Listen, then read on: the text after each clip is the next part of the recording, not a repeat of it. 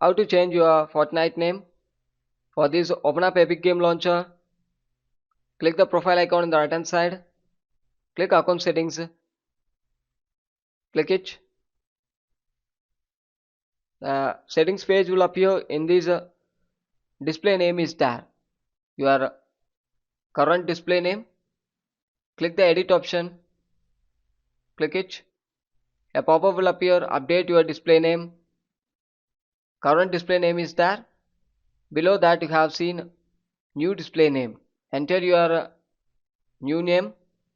Once entering, after you need to enable I understand I cannot change my display name again for 2 weeks after this change. Enable it. Once you enable, after you need to click continue. Make sure if you change your display name, you cannot change it again for 2 weeks after you have confirmed these changes. Make sure you cannot change again for 2 weeks. So this is how to change your name. Thanks for watching. For more videos, stay tuned. Thank you.